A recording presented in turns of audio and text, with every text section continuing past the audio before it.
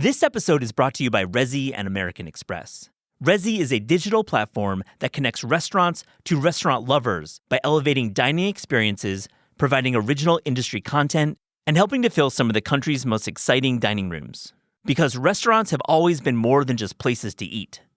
The amazing world of restaurants is just a few taps away in the Resy app and at resy.com. I'm always looking for ways to show my cat how much I love her. And with Fancy Feast Gems, I can pamper her whenever I want with a savory gravy on top of a gourmet mousse pâté. The pyramid shape makes serving simple, so all I have to do is peel and plate to make mealtime feel extra fancy. And with 2 entrees in every pack, it's easy to turn every day into the extraordinary. Fancy Feast Gems.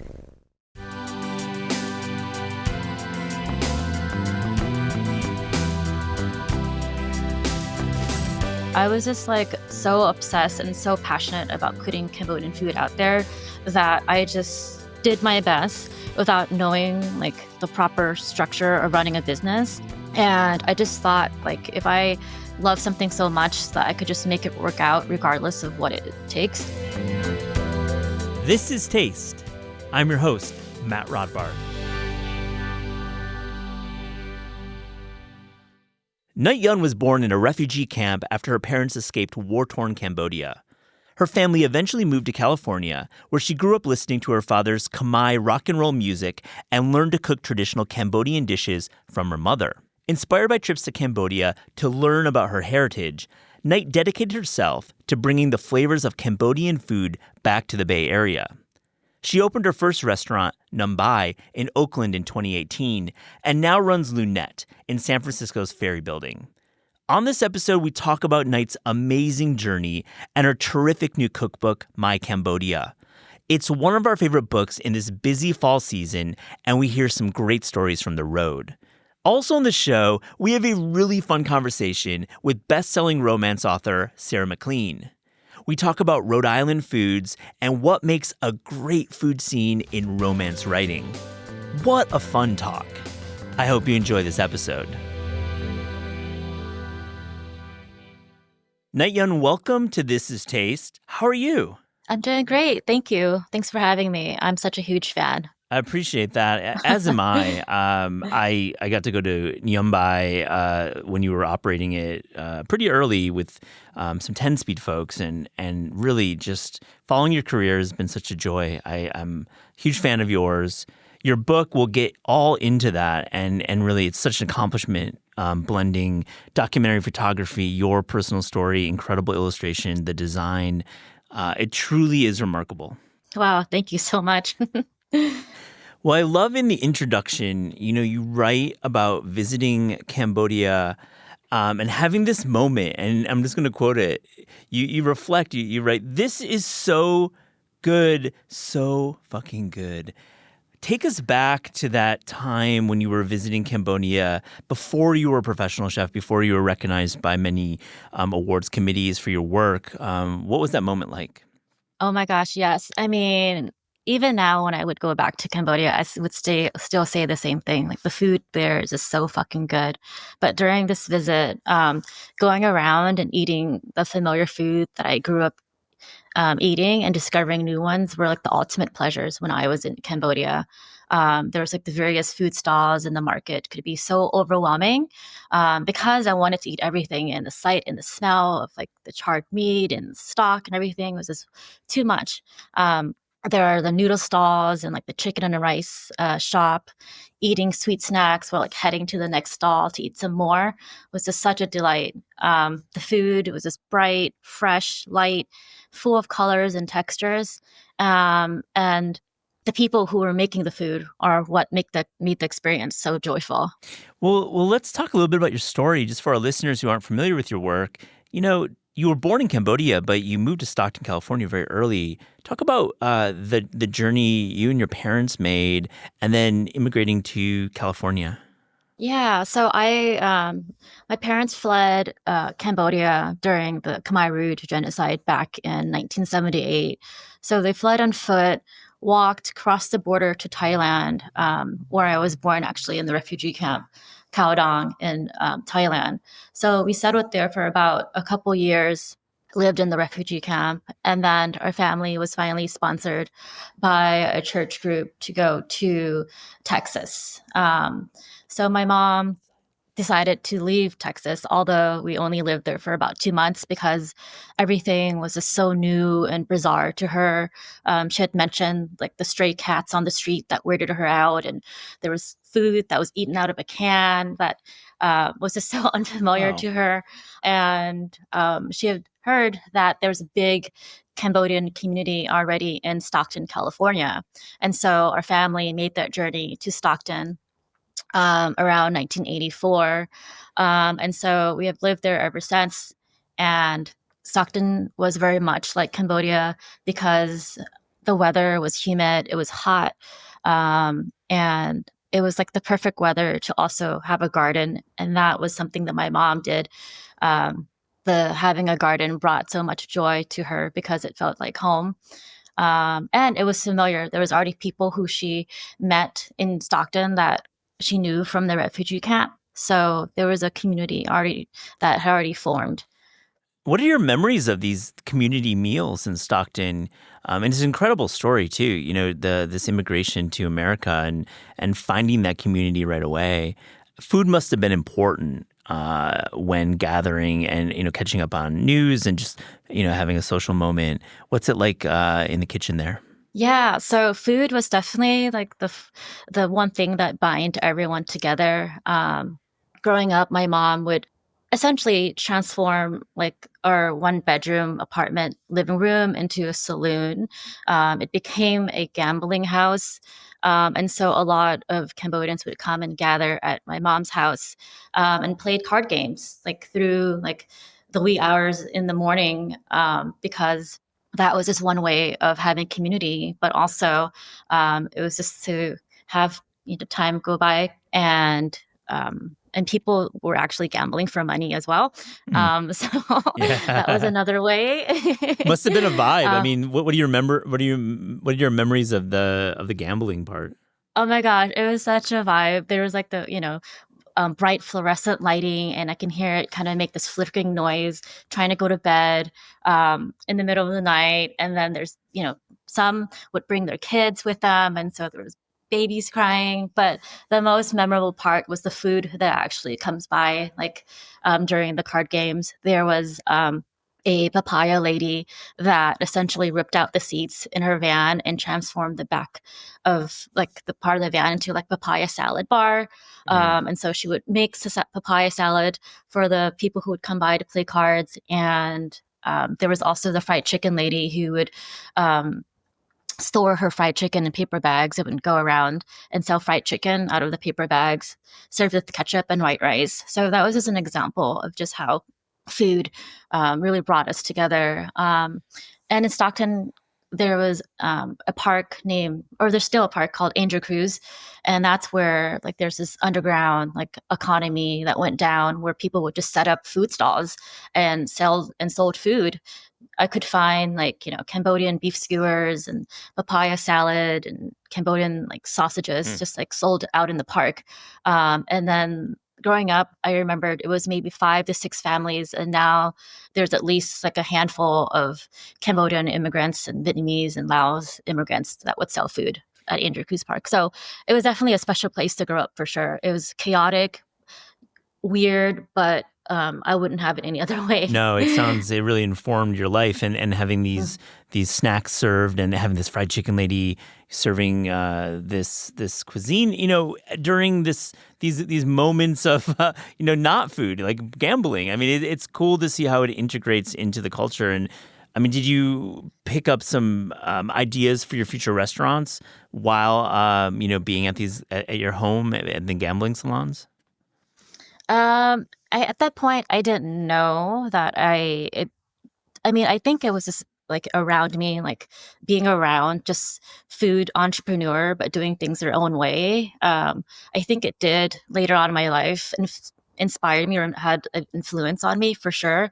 But at that time, I did not know that it was going to be such a big part of my life. And like ending up doing what I'm doing now. So in the cookbook, there's like a homage to the papaya salad lady and also like the fried chicken lady as well. But, it was just like connecting the dots when I look back, like that was like a moment in my life that has definitely like made an impact on what I do now. Well, thank you for sharing that great memory. I want to talk a little bit about my visit to Mumbai. When I went there, and it was the first time I've had your cuisine, your cooking, I was struck by how the flavors were both really familiar to me. Like I definitely had at Thai restaurants and Vietnamese restaurants many of these flavors, but also there was something fully new happening in the style of service, the way rice was at the center of many of the dishes. Do you get this sometimes with your cooking? I do hear this a lot when people try to explain or like tell me what Cambodian food is. They would say it's familiar, but yet it's so different. There's like this layer that they couldn't pinpoint, and so I would say that's very common. I'm used to hearing that. But I feel like this layers of flavors that people are talking about is because of the refinement of Khmer food.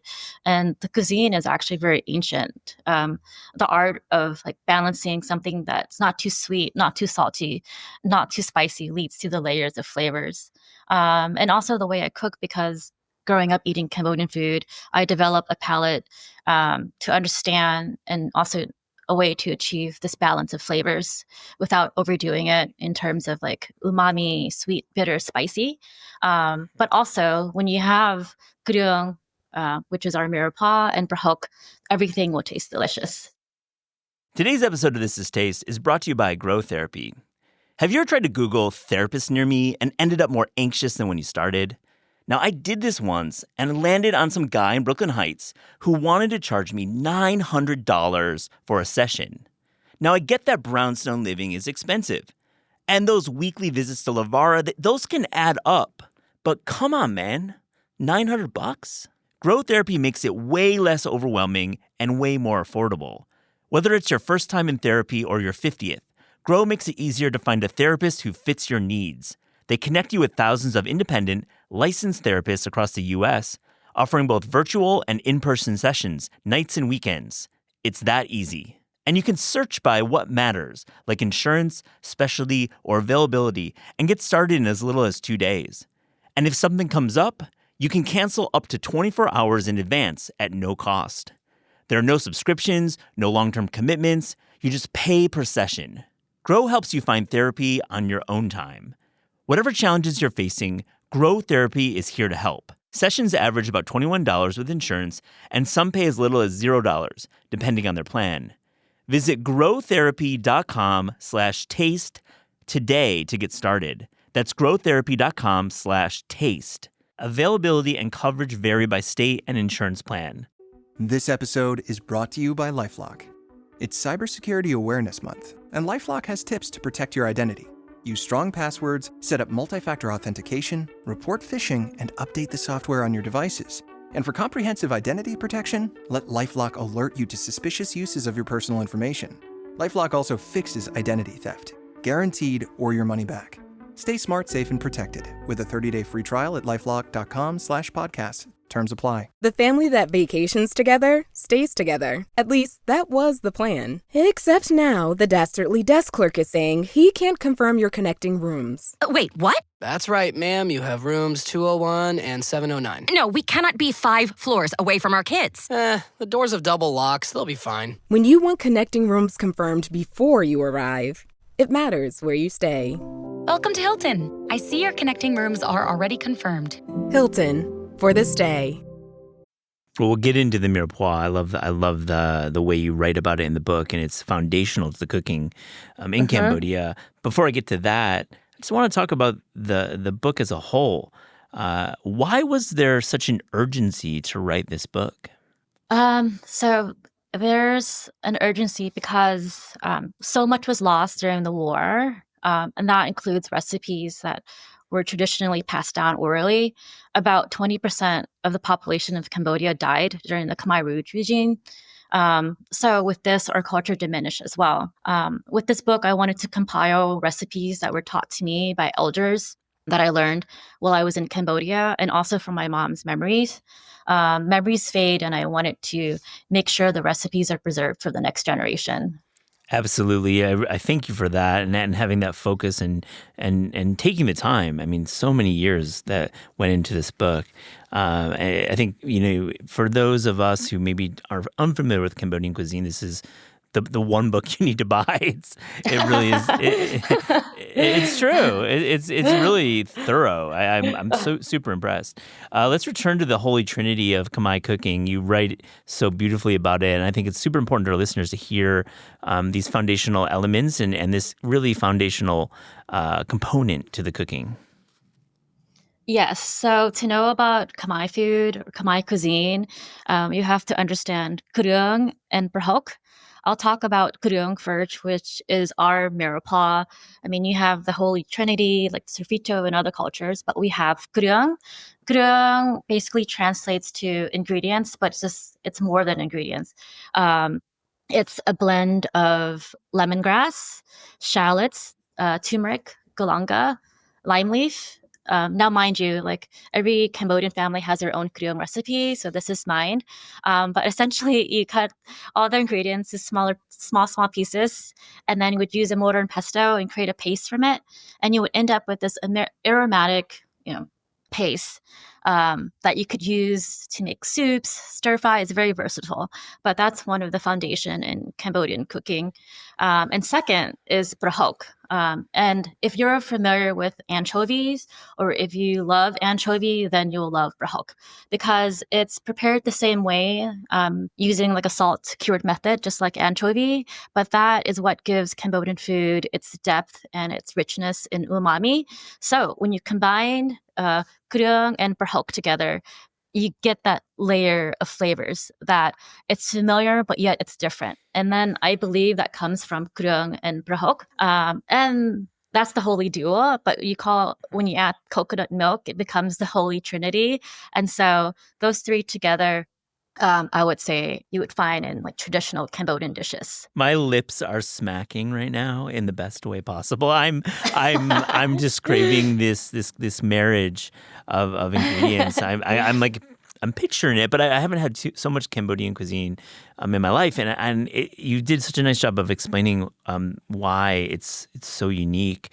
For our listeners who wanna, who are gonna buy your book and then tackle some recipes, how do you suggest we use your book to cook from if we're new to Cambodian cuisine? So yes, please go buy my book. But anyways, I will suggest one of my favorite dish, which is called cking. It translates to ginger chicken. Now, if you're a ginger lover, you would love this dish because it's made with at least 60% ginger. You would caramelize it. You caramelize the ginger until it gets really crispy and sweet, and then you saute it with like chicken bits, and you would fry everything until it gets really crispy. It takes a little bit of time to get the ginger caramelized, but it's so worth it because what's left after you're done cooking the dish is like the residue, or is it called fawn, like that's left in the pot, the pan, and then you would throw in like leftover rice or steamed rice into the pan, saute that with like the ginger scraps and like the chicken fat that's left over. And literally, it's so simple to prepare with maybe only 5 ingredients, but it's just so rewarding. And then there's a word that I use to describe while eating this in Khmer, which is called ul.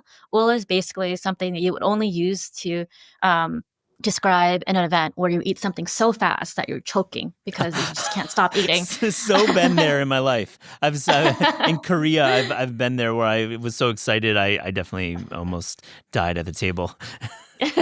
Yeah, so it's only used for eating something so delicious, and the word is ul.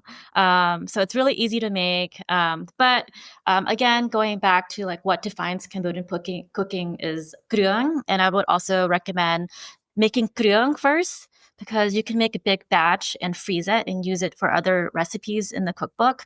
But another simple way to introduce yourself to Cambodian food is learning how to make krung. And there's a stir-fried dish called cha krung, which translates to stir-fried krung. You can like saute it with chicken or whatever protein you want. And it's also very delightful, but you can really taste the krung and the brahok in this dish.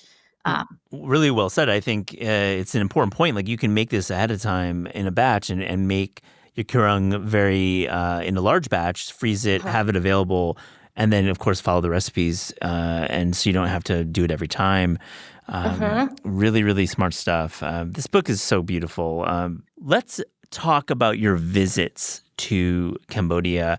After your first visit, you subsequently went back many times, and you write so colorfully about it in the book. You know, you're dropping acid and biking to Angkor Wat. You're staying 9 months at a time and visiting small villages of your family through the country. Tell us about discovering Cambodia during this phase in your life. Oh, yes. I fell in love with Cambodia so deeply. Like my first trip back, it felt like I was home. And the initial trip was to learn more about my family's history because there was a lot of unspoken things about the dark past. And I was just curious to get to know my parents because they wouldn't really open up about the experience. Even I get really still flustered and nervous just thinking about their experience from being having parents that are genocide survivors. But I went to learn about my family's history, but along the way, I just fell in love with the country and the people. I just felt at home. And I went around the village that my mom grew up, and I met people who knew my mom that still live in that village. And they would, they told me that my mom was like the beauty queen in the village. And I learned that on my dad's side, his family were known to make moonshines for fishermen. And I'm just so impressed and proud of being Khmer because we were this mighty empire that span to present day Thailand, Cambodia, and Vietnam. And of course, this unforgettable experience where I decided to drop acid, hop on a bike, and explored the Angkor Wat. And I would take the bike and just park the bike behind the temple. And the Angkor Wat is this majestic temple that was built in the 12th century. It's now named UNESCO World Heritage Site. So it's this massive, massive temple. It's so grand. And I was able to sneak behind the temple, parked my bike, and sat there and literally watch the carving on the temple come to life. I felt like I was transported back to the Angkorian time. And it just felt like this was it. This was just home for me. And I'm just meant to just, come and visit Cambodia and learn more about the people and everything about it. Yeah, it's a great memory and well said in the way recreational drugs can get us to a place of appreciation. I know that I mean yes, I had to share that story. I was a little bit hesitant to about this acid trip, but it was such a profound moment in my life that literally shaped and inspired so much of what I do right now. Yeah. But you returned to the United States and you started thinking, I want to do this cooking thing. And you didn't go to culinary school. But you're opening restaurants. You're working at farmers markets, and you eventually open at the Emeryville Public Market and have a year-long stint there. I know of my friends and colleagues at 10 Speed Press. Their office is right around the corner from there, and we're huge fans of your work. I love that hall. I've been many times. There's some great restaurants in that hall. What's it like to take these home recipes and go professional? I mean, it is a huge leap, especially without culinary school. Yeah, so I was just so passionate about bringing Cambodian food back to the Bay that I just decided just to give it my all. On returning from, I think, my third trip back from Cambodia, that's when I got very serious, down and dirty about learning everything about Cambodian food. Although, yes, I didn't go to culinary school, but I was just very passionate about cooking. And as a lover of food in general, I just wanted to learn the food that I grew up eating. So I would make phone calls to my mom and learned how to cook with the list of ingredients she would give me. And then going back to Cambodia, I learned how to cook from aunties and strangers out in the village in Cambodia and brought that with me. I came back from Cambodia, learned how to cook Cambodian food, and then I started to have pop-ups in my apartment, serving this one dish, which is the pork noodle soup, called Kadil Prompan. And from there, I got accepted into this nonprofit like incubator program called La Cocina, where they help women start their food business. And from La Cocina, I learned how to cook in a bigger scale, learned how to use cooked in a professional kitchen. I was able to stage in some restaurants that made me feel more comfortable working in like a professional setting. And from there, I got an opportunity to do like a 1-year pop-up at this public market in Emeryville that you've been to that. And from there, I was green. I didn't have any experience running a restaurant. Honestly did not know what I was doing. And I was shocked that people continued to come to eat the food because I was struggling. It was like I was learning in the process, at the and learning how to cook and learning about operating a business at the same time at this place. But all the mistakes I made, I learned from. Well, yeah, and then you evolve your ambitions in your restaurant experiences, and you open Nambai in Oakland, and that's even a larger leap, a brick and mortar. And along the way, you're getting accolades, and your food is so delicious. I mean, it's amazing that this learning curve is steep, and you're able to navigate that. Tell us about the challenges, though, of opening a proper brick and mortar restaurant. Yeah. So yes, the word I was looking for was a learning curve. Yes, I had like a learning curve for sure. And then I think again, because I was just like so obsessed and so passionate about putting Cambodian food out there that I just, did my best without knowing like the proper structure of running a business. And I just thought, like, if I love something so much that I could just make it work out regardless of what it takes. And so, learning how to be a leader, like managing a team, learning food costs, marketing, and all this stuff, like location. I was just doubting myself so much because it was just so challenging. But then again, I just thought I need to do this. And with the help of so many people, like La Cocina, the community, friends and family, like really pushed me along and just like, went through those obstacles and just continued on, accepted like what I didn't know and just did my best. Well, luckily for us and listeners who are interested in your story and your food, you can have your food in San Francisco. You have a restaurant now, Lunette Cambodia, in the Ferry Building. Tell us a little bit about that restaurant and where you are today with it. Yeah, so Lunette Cambodia is in the Ferry Building. We turned one about it's now 1 years old.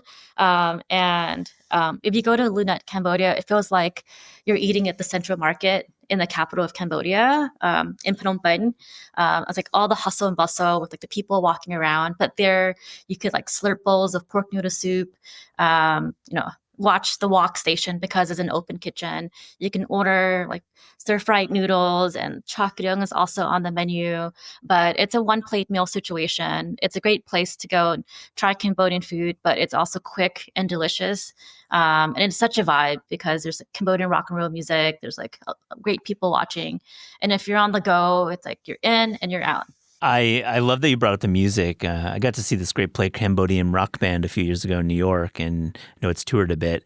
And just the music of Cambodia of this era is incredible. I mean, how do you explain it? Because it's so fun, and it's like rock and roll is obviously the root of it, but it has its own unique presence. Talk about the music a little bit.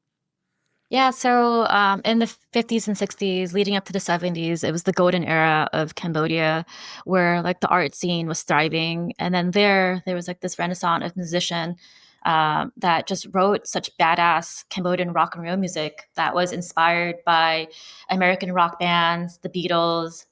There's like some blues influence, but also like it's very psychedelic at the same time. And there was this great like artist movement. But unfortunately, that was all lost because of the genocide. And, what I tried to do was celebrate the good times, like put that in a time capsule, like at the restaurant when I had Nyambai, like the rock and roll music was very dominant. Is always in the background. And then also in Lunette, Cambodia, I try to bring that same vibe too. Oh, can't wait to visit. So you end your book brilliantly, and you title the final chapter "The Donut Shop," and it's apt because there's a long history with donuts and Cambodian food. But tell us a little bit about this final sweet section and this history of donuts and Cambodian culture. Yes, so the dessert chapter is titled "The Donut Shop." If you know, you know. But because most of the donut shops the majority of donut shops are operated by Cambodians family in California. I would have to say, like, at least, I mean, I might be wrong, but I want to say 90% of like Cambodian donut shops, like in LA or in California, are owned by a Cambodian family.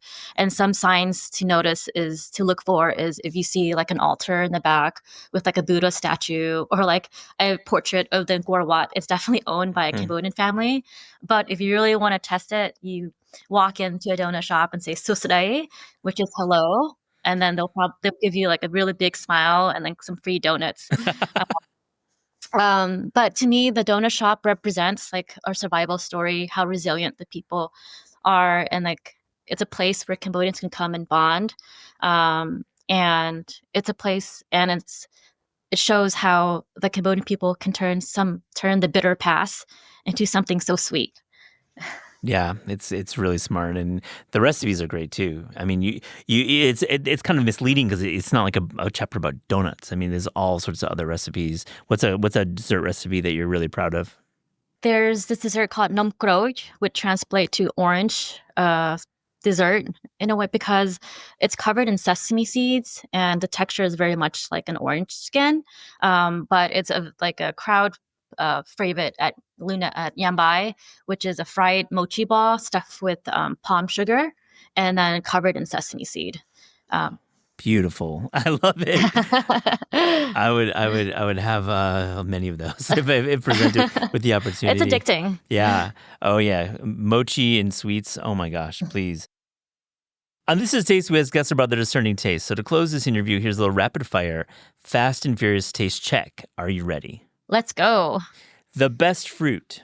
I would have to say right now, black mission fig, because they're just so cute looking. They are. The aesthetics of them are really, I agree, because obviously you bake with them in the fall. It's really amazing. But like the aesthetics are kind of perfect. Yes, so cute. So cute. The worst vegetable. Oh my God, beets for sure. Every time I see them at the market, I would just roll my eyes at them. I hate it so much. Cosign. What is your typical breakfast? I love eggs so much. So any variation of eggs for breakfast, either soft boiled eggs or like scrambled, I'm good to go. Nice. The best dessert. Currently, I'm really into tres leches because of the condensed milk. Yeah, it's a good one. A restaurant you wish you could bring back from the dead. Well, this is wild because this restaurant actually came back to life, which was Turtle Tower in San Francisco. It's a Vietnamese restaurant that serves one of the best like chicken pho, and it reminded me so much of my trip in Hanoi. So I was so sad that they closed down during the pandemic, but a few months ago they opened back up within walking distance from the Ferry Building. So I'm so happy. Wow, it's like this question is asked, and we don't really have happy endings for them, but you've given one. Amazing. Yes, cool. I love it. When you're craving fast food, where are you going? I mean, if I'm gonna do fast food, I'm just gonna like go hard, and it's Jack in the Box. They have curly fries, waffle fries, like tacos in a bag. Yeah, Jack in the Box is my go-to. Love that response. We haven't had it yet on this show. When you can get tacos and waffle fries together, that's a great day, I think. Your favorite city outside America to visit for food? I mean, of course, Cambodia, like Siem Reap in Cambodia. It's like everywhere you go, there's like delicious bites everywhere. But I would say second place is Taipei, Taiwan. Amazing. Let's go back to Cambodia. When you're visiting, and we know where it is, but we have never been as a potential traveler. How do we visit Cambodia? What's your recommendation? Plan about a week. But you might fall in love with Cambodia and you might extend your trip a little bit longer. Yeah. So I would definitely say fly into Phnom Penh, spend a few days there at the central market, and then you would go to Siem Reap. check out the temples, but also in Siem Reap, you'll find like traditional like Cambodian food that chefs there now are bringing back or researching Cambodian food from the past and making their own. So it's a very exciting time to eat in Siem Reap right now. There's like Wat Tam Nak that I recommend, or Lam Ong, which is also very good. And then also the beaches in Cambodia are like so underrated. There's Koh Rong, like Bunny Island Beach is also a must visit. So I'll just start there. That's a great survey. I'm just absolutely want to visit. This is amazing. Last one, your favorite sandwich?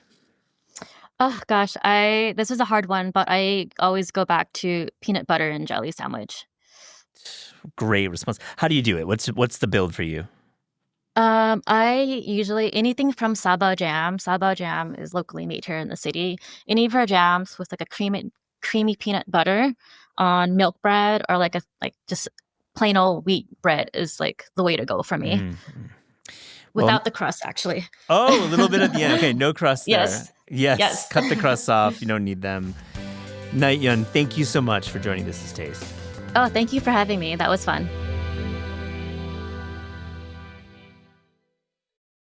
Finish training for the day? Time to fight post-workout fatigue with Core Power Protein Shakes. They're packed with 26 grams of high-quality protein to build muscle and electrolytes to help hydrate. The nutrition you need to help your body replenish, rebuild, and repair post-workout so you can power on to the next one. Champion your recovery with Core Power. Visit corepower.com to learn more. Purina believes no one should have to make the impossible choice between their own safety and their pets. But nearly half of domestic abuse survivors delay leaving because they can't bring their pets with them. Through the Purple Leash Project, Purina is helping create more pet-friendly domestic violence shelters so survivors and their pets can escape and heal together. Visit purina.com/purple to learn more. This episode is brought to you by Indeed. When your computer breaks, you don't wait for it to magically start working again. You fix the problem. So why wait to hire the people your company desperately needs? Use Indeed's sponsored jobs to hire top talent fast. And even better, you only pay for results. There's no need to wait. Speed up your hiring with a $75 sponsored job credit at Indeed.com/podcast. Terms and conditions apply. Sarah McLean, welcome to This Is Taste. So fun to have you here. I'm so excited. I'm already just like so into it. I already have questions. I love it. Well, you're a podcast host. You host Fated Mates, which is one of the most prominent romance novel podcasts, and I'm gonna link to it in the show notes. Check it out. I love when podcasts are so specific and really know they call it domain expertise. Oh, is that what? I just thought it was being weird. So I have like another podcast host on the other end of the mic here. Nice. Yeah, which is really fun. And so I have a question for you about cookbooks. Oh my God, from the jump. From the jump, I'm just taking Let's over. Let's do it. This is Taste with Sarah McLean. Yeah. And welcome, co-host. You're always welcome back. We can riff. We can do three things as well. We can talk about some of our favorite things that Eliza and I do. Yeah. Yeah. So you have done 3 cookbooks, yeah. You said. And so now lore in publishing is that there used to be a time long ago where there were kitchens in publishers. Wow. Is that true? Absolutely not. That's not. I mean, I think like test kitchens? I think of Judith Jones as being like a real like titan. She was an editor at Knopf and was Julia Child's editor. And yeah. I think in the film version of Julia Child's life, Judith Jones is a character, and to my knowledge, there weren't there wasn't a test kitchen at the Random House office. It was like the home kitchen of the editor. They would go home and then cook at home. Yeah, and that's the and tendency. Test the recipes. Yeah, of an editor. And when we're doing acquisitions here, all of our acquiring editors, when they look at a proposal closely, they go home and cook the recipes. It's very important. Amazing. Yeah, this is like a dream job. It is. I mean, I feel why? Why? Well, do you need me to tell you that you have the right job? No. My job isn't. I thought you meant editing cookbooks because I think that must be really cool. Although it does strike me that, for a lot of chefs, measurement is not really. It's more a vibe.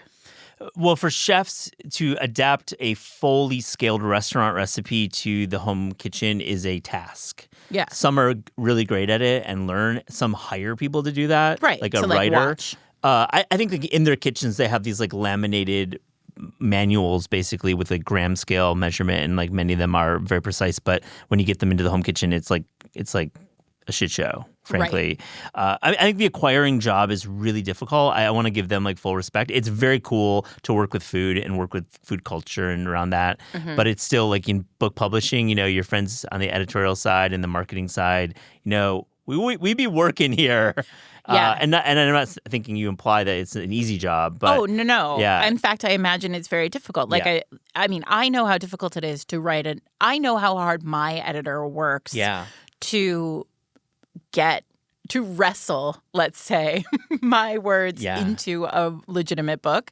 I can't imagine. I imagine, and you don't actually have to produce anything from my books except, a compelling hopefully, story. Like buying another one. Yeah, I mean, they don't have to actually prove something. It's an imaginative. Yeah, but I mean, relationship. I can't imagine. I mean, I think it must be really cool to go home to your kitchen and cook something that is glorious because somebody else gave you the recipe for it. Extremely cool. And I think what the editors love most about the job is interacting with their authors and learning about a culture. Like if you're in a book project as an editor in a cookbook and you don't know about Burmese cuisine and you've got this expert and that you're reading, 80,000 words from this expert, you as an editor through osmosis are becoming a bit of an expert yourself. Yeah. And I think they just have such curiosity.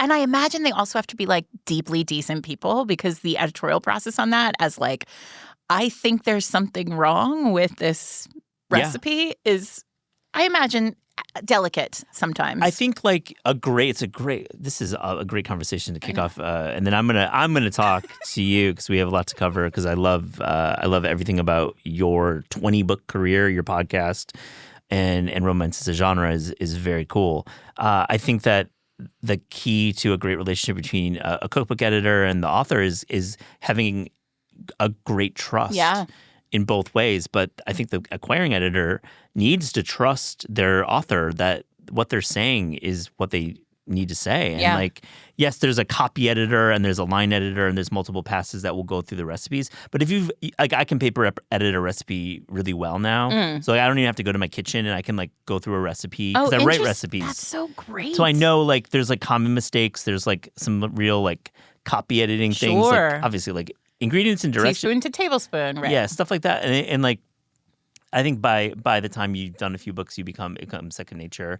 The real work is about framing of recipes in the head notes. It's about honestly making sure that the recipe sells itself, that the recipe title is really interesting, that it's not just like bean soup. It's like a little more descriptive. Yeah. I would buy bean soup, though. I mean, it depends on the beans. I mean, like let's get some like fava beans. A fava bean soup would lentils, be kidney spring. beans. You're very seasonal here. I am. I just bought favas at the farmer's market. So I want to tell me about the romance genre. I mean, I just want to know broadly for our audience who there may be some readers here. Shut up! We're not talking about beans. Well, listen, we are going to talk about food. You're a Rhode Island native, and we're going to go deep in Rhode Island. You're not even ready for what Rhode Island delivers food. I know you're ready. I want to know about your work though, and. The genre is extremely popular, and what I love about what I know is that the fans of romance love romance, and they read a lot of books, and that's amazing to have. Like cookbooks, like we don't know. I mean, some people read them, some people don't. But when you're writing a book, people are reading your work like a lot. So when you're thinking about the genre and your work, what makes it really? What sets it apart? What makes a great romance novel? Listen, romance is all about feelings. It is the genre of feelings, and I think that it does it often better and more powerfully than all the other genres because that's what we do. That's the work we traffic in, right? So the story of a romance novel is people falling in love. Like that's the baseline of it, and if you know from your own life, like love looks really different between different people in different relationships at different times. Love over the course of a relationship. And this is not just a sexual relationship. It's also about, relationships with friends or relationships with families. The work of romance is to tease out all of the emotion that comes with the relationships that we have together, right? And I think that what romance does really beautifully is it turns every interaction into a moment of connection, right? Like you and I, we've never met before. This is our first time. I'm sitting across from you. And like we now have a relationship. And we're going to walk away from this with emotion about each other. Yeah, and about Rhode Island food too. And you're going to be like, I got to get to Rhode Island now. No, but that's really well said, Sarah. I feel like we maybe don't think about romance as like a psychological work and thinking about the way we think about people. We think of it as obviously Fabio and that cliche and like we think about the sexual relations, but there's like it's like emotional connection and the humanity of it all. And part of that is because love is so ubiquitous, right? Like we use it to sell like mouthwash and cookbooks and, car insurance and, also each other. Yeah. But that's because it is everywhere and we can all, if I say love to you, even if you aren't in a relationship right now, you can envision what love is. You've seen it in 1,000 different ways all across the world, and it feels throughout your life. And so it feels often like, well, it's so ubiquitous that do we actually need books about it? And I think in this day and age, yeah. Absolutely. I mean, with people being more online and not having interaction in the physical sense, offering a gateway drug. Yeah. Going out in the world and doing, going to that farm for the weekend and meeting that person. Sorry, I'm using Hallmark language here, but you know what I'm saying? But it's also really transformative, right? Like love is what drives us to act in the world. Like love brings us to a place where we have stakes, where we think to ourselves, like we're going to take action, we're going to fight, we're going to thrive. Those kinds of choices are often born of feeling love, and not just love in a romantic sense, but love across all things. And so it feels very much to me like what romance is saying and what love sort of drives us to do is transformative and subversive and revolutionary. Yeah. In a lot of ways, like food. No, great segue. I feel like I have a million questions about food in romance, but you've written most of your books. These Summer Storms is your recent book, and that's in contemporary times, and most of them are in the historical setting in the past. Sarah, how do you think about using food in your work as a device, as just, scene setting, and really have you evolved over your 20 books in the way food plays a role with like this increase in interest in food? Yeah, well, I think food is really fascinating because, so yes, my first 19 books were all historicals, but all of my books, including this one, are really about power, right? Relationships are about power. And the move through a relationship is about equity, right? And so often in historicals, power lends itself to thoughts about class, right? About money and family and society and culture and I think historically and now, right, food is so deeply embedded in class that when I'm writing a scene or building a world or establishing kind of the home life, say, of a character, food becomes shorthand in a lot of ways for what does this character, what is zero state for this character? What is normal? What does food look like to them? If I'm writing an incredibly wealthy person, that food is going to look different than if I'm writing somebody who, grew up in the, in a poor neighborhood in London in the late 19th century. Wow. So your research about these eras, I mean, when you're doing historical fiction, it must be pretty deep. I mean, give us some examples of how food has played a role in different worlds that you've built in these different iconic time periods. Yeah, so I wrote a book. My most recent historical book is called Knockout, and the hero of that book the heroine is an aristocratic woman, like born into wealth and privilege in London in the 1840s. And the hero is a Scotland Yard detective who grew up on the streets in East London. Had a very his father died when he was very young, so he had to get a job very early. Like, we're talking about the early 1800s. Like, there is no school, there is no safety net.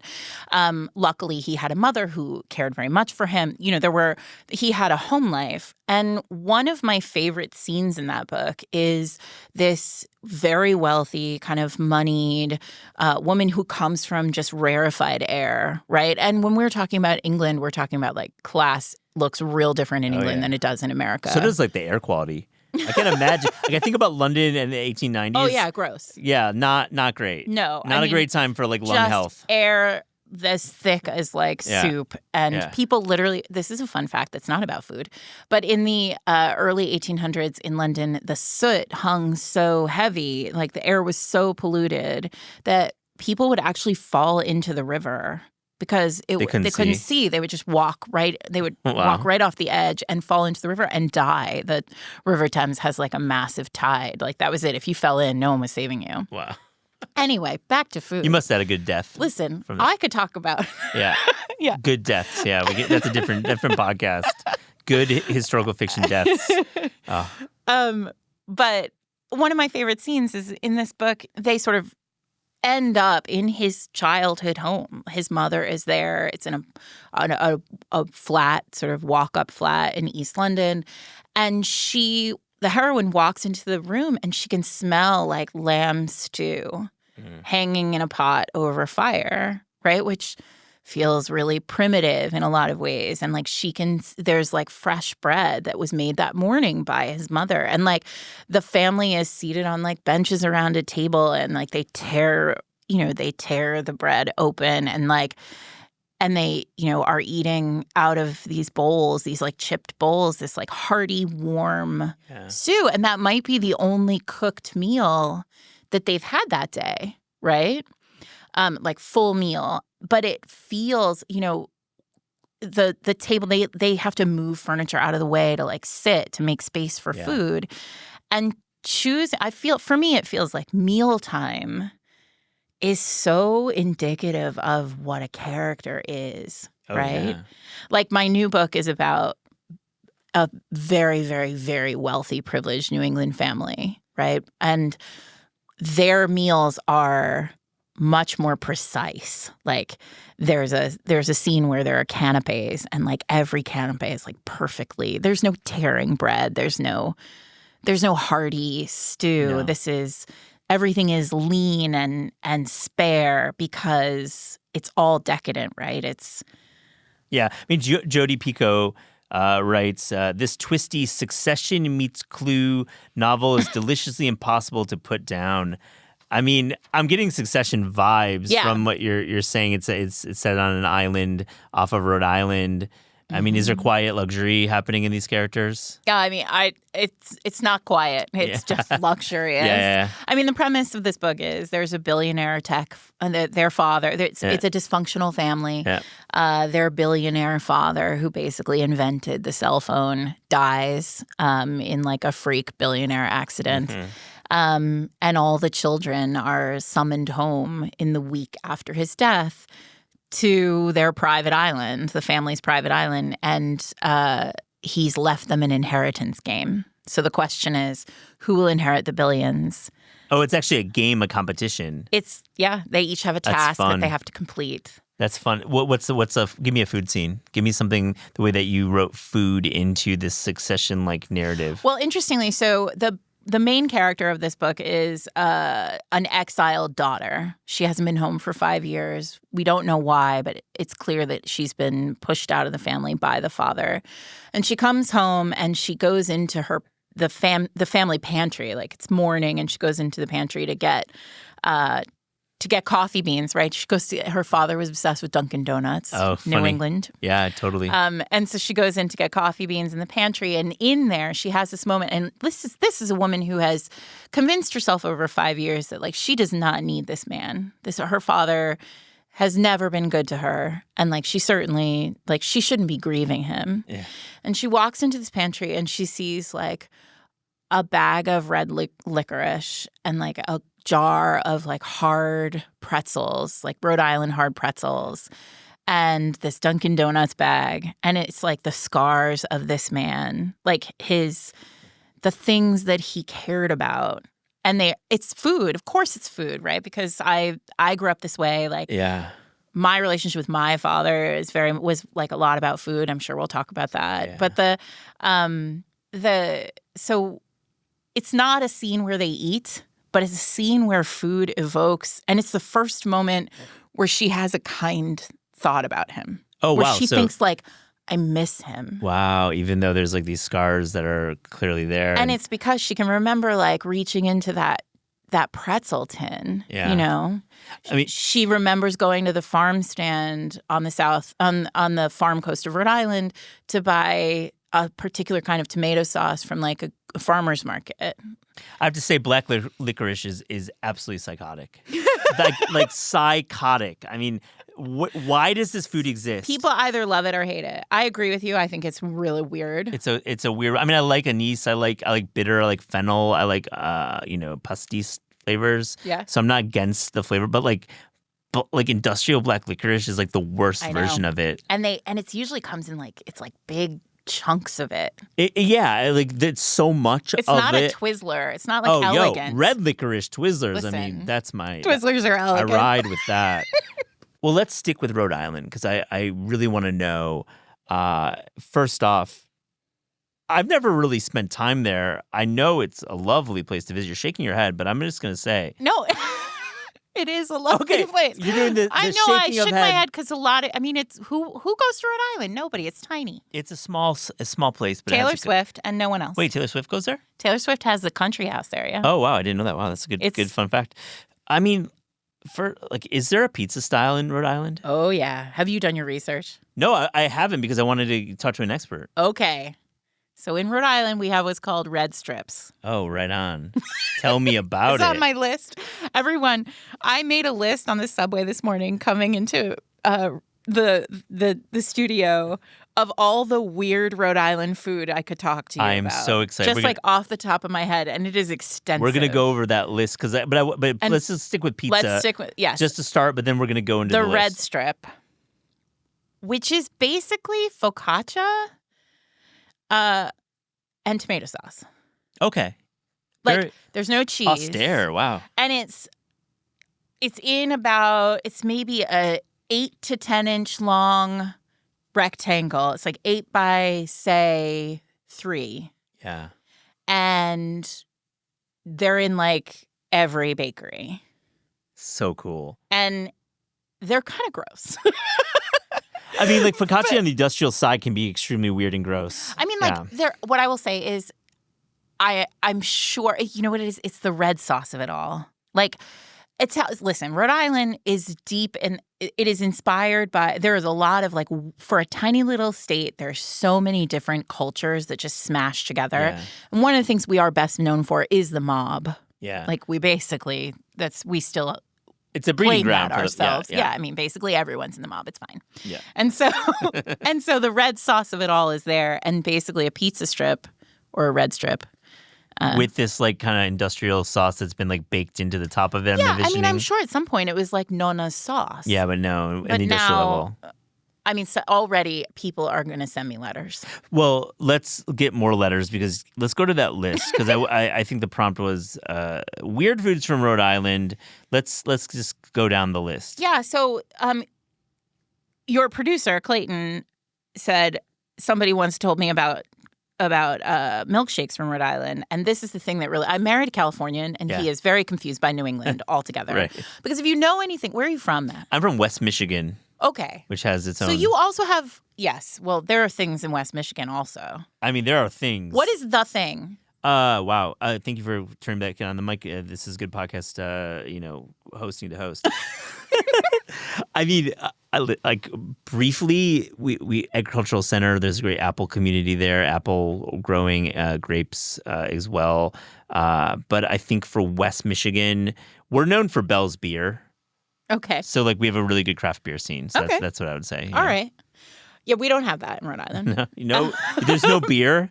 There's a mob control all the beer. Probably. Yeah. Yeah, it's all, what is it, Peroni? Yeah, Peronis. Yeah, lots of Peronis being cracked up in Rhode Island.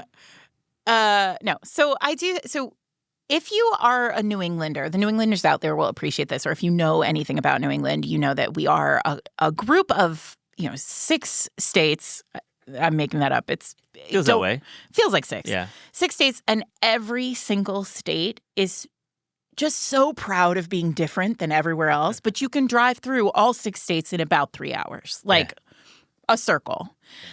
So people from outside of New England don't really understand the deep New England pride that comes from being no, I'm not from Massachusetts, despite the fact that I grew up 10 minutes from the Massachusetts border. I'm from Rhode Island. Right. There's a very, we're small but fierce. Yeah, no, I get it. And so the thing about Rhode Island, though, is it feels like we also just are so small that we felt we had to be so fierce.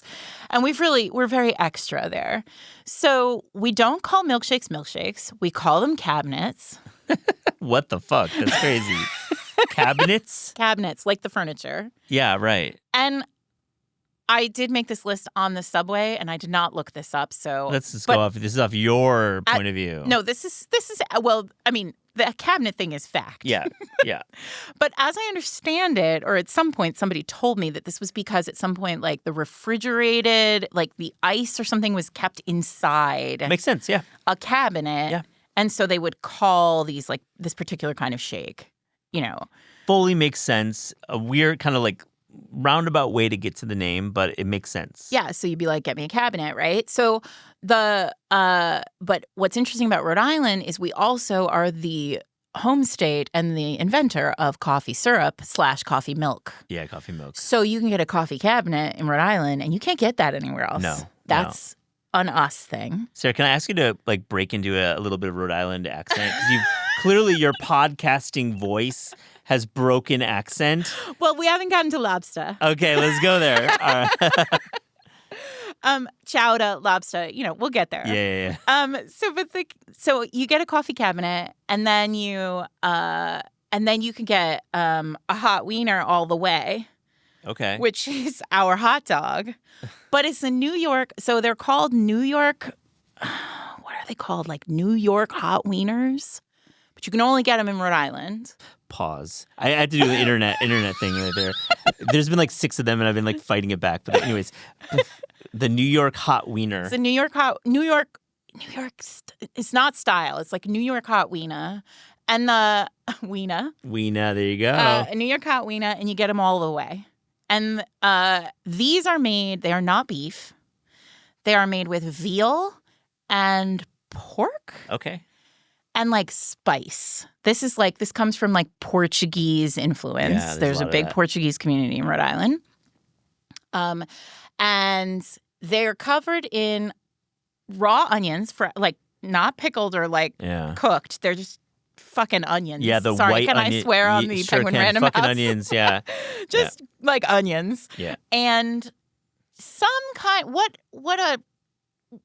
what an untrained eye would refer to as probably chili. But chili-like product. Yeah, it's meat sauce. Hey, meat sauce, sure. And you get them, and they're on a sweeter, the bun is sweet. Sounds really good. And steamed, I think. Oh, yeah, totally. Sounds great. I would crush one of those. You gotta go. There's a place in Olneyville. There's a city called Olneyville. Here's the other thing about Rhode Island. Everybody knows the guy who, there's a guy in Olneyville. And you can go there and you get hot dogs all the way. Hot wieners all the way. Sounds extremely good to me. I'll crush one of those. So we have, and literally we are, you cannot drive 45 minutes in Rhode Island. There's no way to do that. Amazing. I mean, but for we have all this food. Many of our listeners have not been there, so this is good facts. We also have our own clam chowder. Oh, tell me about it. This is, New England clam chowder is shit, everybody. Yeah. I said it. Yeah. Manhattan clam chowder, there should be no tomato in your chowder. That's an odd one for me. Is it shit because there's just too many bad potatoes? So creamy. Oh, the cream. Why is Okay. there so much cream? I don't need fish cream soup. Yeah. Hot fish cream. Hot fish cream sounds great. No, it definitely sounds like something from your 1820s. Oh no, writing. I am like a fighter when it comes to chowder, which really disturbed, again, my Californian husband when he discovered this. He was like, why are you so serious about chowder? What's Rhode Island's chowder? It's in a broth. It's fucking civilized. Brodo. Very nice. Yeah, So civilized. it's in a fish broth. It's really lovely. And it's got all the stuff. Clams, potatoes, maybe a little bit of corn if that's your thing. I don't know. But cleaner And then broth. I wouldn't say clean. It's a little messy. Sometimes there's sand in there, like a little crunch. Yeah, a little extra terroir. But you got to go to George's of Galilee. There's a town called Galilee, and it's by Newport Second Beach. Okay. And you go there, and you get clam cakes and chowder. And clam cakes are also a thing that nobody has outside of Rhode Island. Yeah, you think of the strips, you think about steamers, but no clam cake. It's like a fried dough ball, and it's got clam in it. Yeah, the clam and they make culture. it with clams, like clam juice. Sounds amazing. Listen, that is it. That's I love the clams. When business. clams are hitting, man, when they're fresh and you steam them and fry them. Oh my gosh. And then in Rhode Island, we also have something called a quahog. But it's a giant clam. It looks like it's like this big. You've probably seen seen pictures. And are they good? I don't think of big bivalves as being my jam. Like when they're bigger, Well, now you're speaking to a Rhode Islander, so obviously they are the best of the obviously. bivalves. Fuck off, Matt.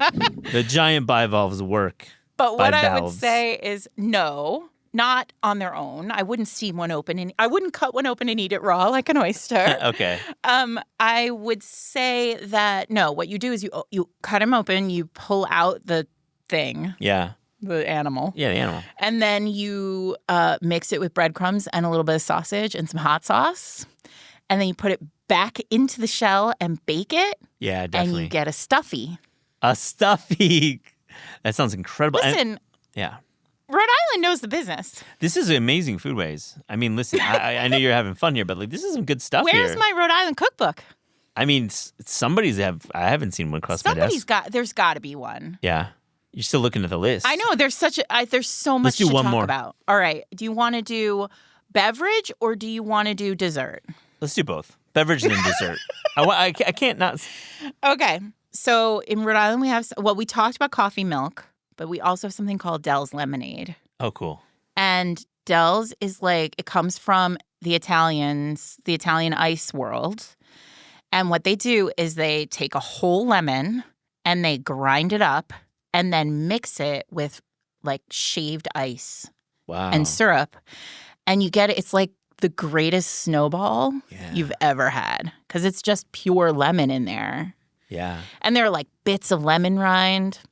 But if you get the simple syrup or the sugar element correct and the balance right, and after doing that 150,000 times, they got it down. Yeah. Nothing is better than a fresh lemon dessert. And it's like in New York, we have Mr. Softy. Yeah. In Rhode Island, you have the Dell's truck goes around. The Dell's truck. And it's basically in a cup. It comes in a cup, a paper cup that's like a Dixie cup, and will definitely disintegrate before you get to the end of it. Right. That's part of the charm. Oh. And when I was a kid, they also had cherry, which some people feel like this is not a real Dell's. No, But for a kid, getting a mouthful of lemon rind is not the same as when you're an adult and you're like, oh, I like it. Can you go 50-50? Half and half? I never did. Half but cherry, you half could lemon? Be wild, Get I guess. crazy. Let's get crazy. Go half and half. That's what I would do. Well, now you know. When you get to Rhode Island, we'll Love go to that. Dell's. So was that the beverage or dessert? That was a dessert. That was the beverage. That was the bev. Because by the Excuse time me. we know Rhode Island summers, that shit's a beverage. It's liquid at the end. In the end, you get the little last sip. And then the dessert is the doughboy, Oh. which is like a fried. It's like I would say it's like a funnel cake. Yes. But doesn't have, funnel cakes, they squirt the batter in the oil and they make it's attractive. a doughboy is like a flat. It's free flowing. We called them in the Midwest. We called them elephant ears. Yeah, I've never seen one of those, but I'm sure it's the same. They're the same thing. They're at with county cinnamon fairs. and sugar on Absolutely, top. and they're like in a weird. There's no like. Oh my God. Shape to them. A perfect like. Yeah. Summer fair. Oh yeah. Like treat. Yeah, I love that you remember. I've seen them called fat balls in like Wisconsin, Yeah. but like elephant ears. These all are the same. Doughboys on the East Coast. They're in like dirty oil. I don't know what's going on in there. Yeah, that oil's been there since like the 90s. Yeah. Yeah, it's true. And that's where you get the flavor. I know, you want a little dirty oil. Wow, what a great tour. So I wonder if we're everybody go to Rhode Island, and you get lobster rolls look a little different in Rhode Island. We don't do that mayonnaise thing. Yeah, no, that's true. And I like that. I like when it's a little bit, you can taste the lobster. It's warm instead of cold. Oh, yeah, that's right. Oh, that's different. There's a whole... What's the bun choice? Is it like a hot dog split? like a hot dog. Like a sweet, like, again, that sort of like sweeter hot dog bun. Yeah. I love this.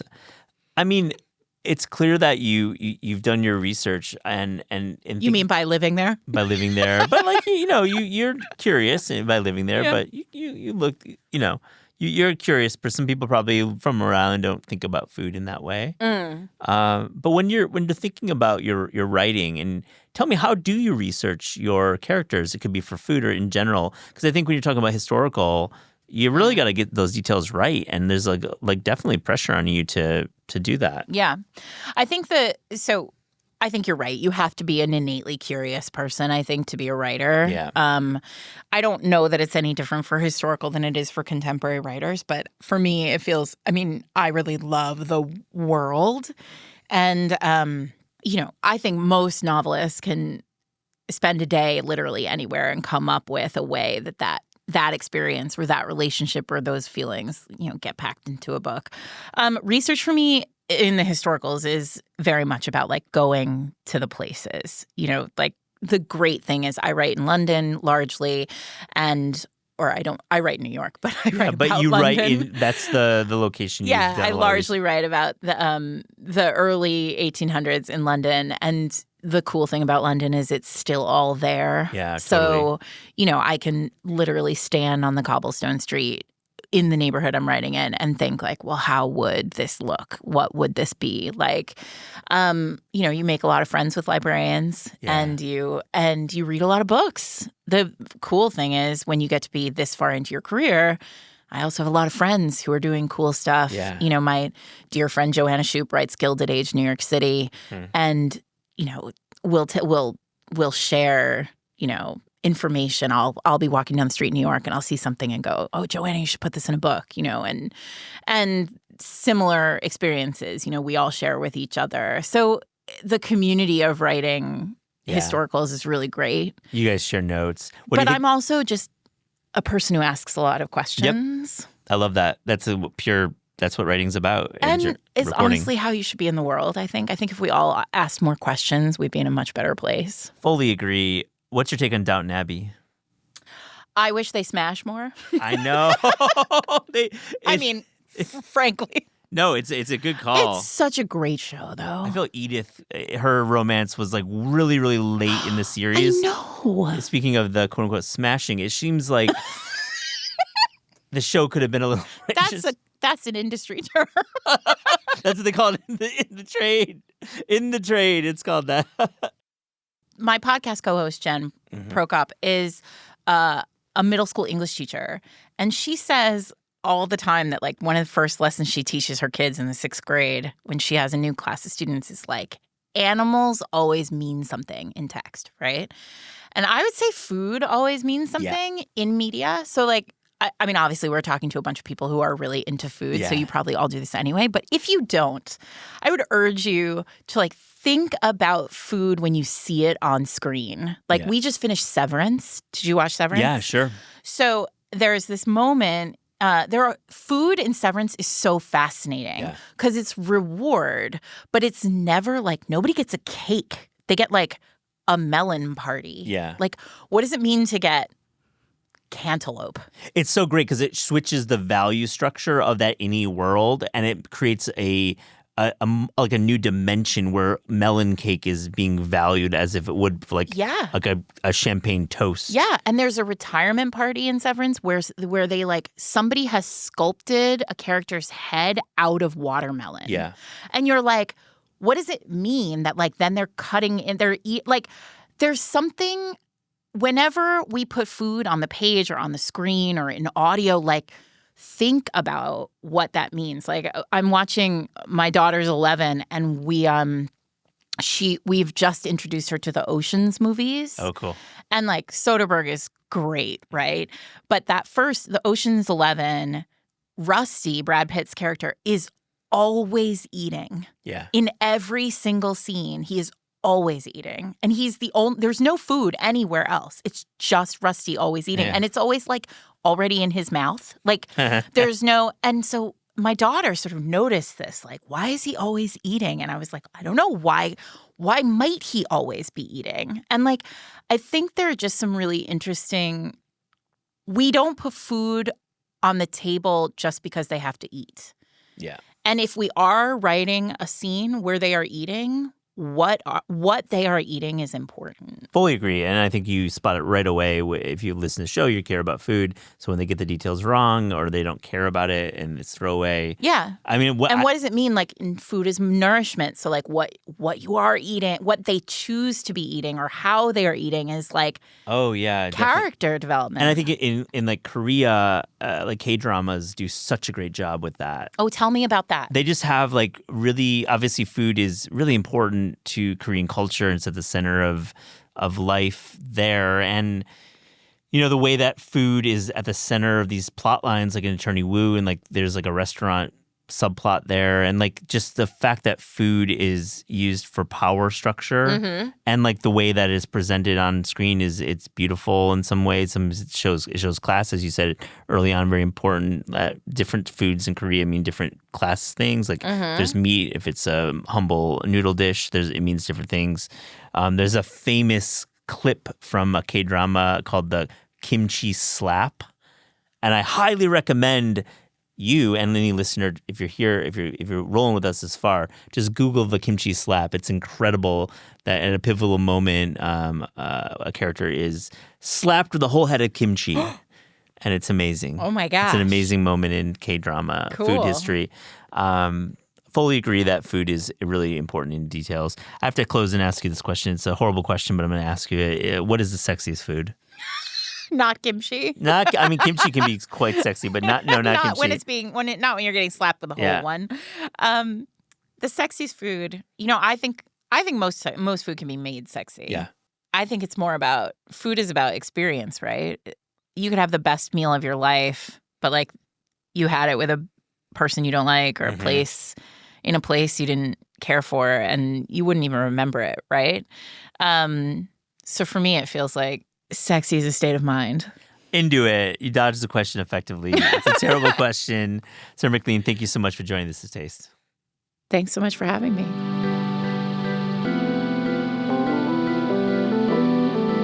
This Is Taste is hosted and produced by Eliza Barbanal and me, Matt Rodbard. The show is edited by lead producer Clayton Gumbert and supervised by Pat Stango, Director of Media Production and Development at Penguin Random House. Thanks to Shalia Harris and the production team at Penguin Random House. Theme music by Steve Rydell. Logo and guest illustrations by Ellie Skurzat. Visit Taste online at tastecooking.com and make sure to subscribe to our newsletter to keep updated on all cool things in the world of taste.